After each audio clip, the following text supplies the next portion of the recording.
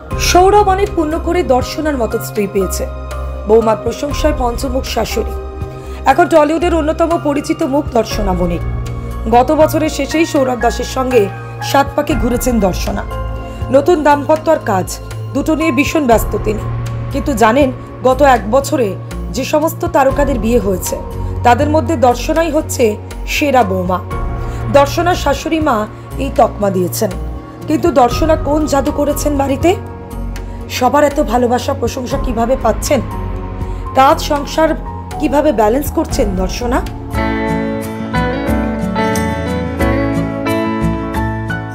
সৌরভ দর্শনা মানেই তো প্রেমে বুধ।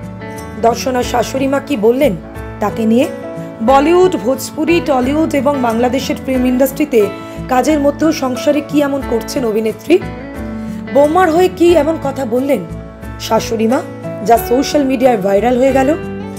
কত ভালো বৌমা হলে তবেই নিজের সিনেমার প্রিমিয়ারে শাশুড়ি মাকে নিয়ে যাওয়া সম্ভব।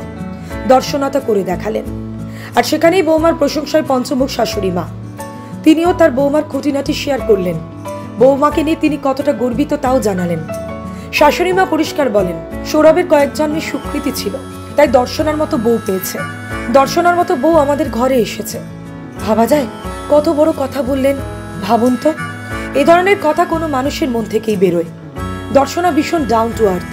দর্শনা এত একটা মিষ্টি মেয়ে, ও কোনোদিনই কারোর খারাপ দেখতে পারে না, প্রত্যেকের ভালো চায়।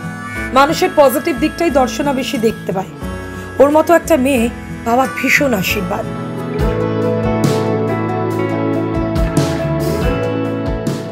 এমনকি শাশুড়ি মা পরিষ্কার বলেই দেন ও কেন রান্নাঘরে ঢুকবে। বৌমাকে ভালো করে কাজ করার পরামর্শ দিয়েছেন। আবার দর্শনা বলেন, বিয়ের পর অনেক অনুষ্ঠানে শাখাপলা খুলে তিনি যাচ্ছিলেন, সেই নিয়ে অনেক রকম সমালোচনা হয়েছে, কিন্তু তার শাশুড়ি মা তাকে সম্পূর্ণ সাপোর্ট করে এসেছেন। সত্যি তাই। সৌরভের মা পরিষ্কার বলেন, কাস্টম একটাই, কাজের প্রতি ডেডিকেশন। ওইসব ভেবে কিচ্ছু হবে না। তাদের কথোপকথন দেখে এটুকু স্পষ্ট, তারা শাশুড়ি বৌমা নয়, যেন মা মেয়ের সম্পর্ক তুলে ধরলেন ক্যামেরার সামনে। শাশুড়ি মায়ের বার্থডেতে দর্শনা একটি পোস্ট করেছিলেন, সেটা অনেকবার শেয়ার করেছিলেন সৌরভের মা। খুশি মনে সরলভাবে সে কথাও তুলে ধরলেন দর্শনার শাশুড়ি। আসলে দর্শনা এত ব্যস্ত, তা সত্ত্বেও সোশ্যাল মিডিয়ায় শাশুড়িকে বার্থডেতে উইশ করতে ভুলে যাননি।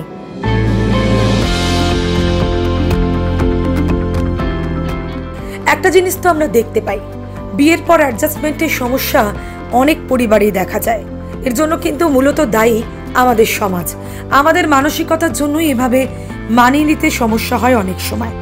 পরের মেয়েকে নিজের মনে করতে পারেন না শাশুড়িরা।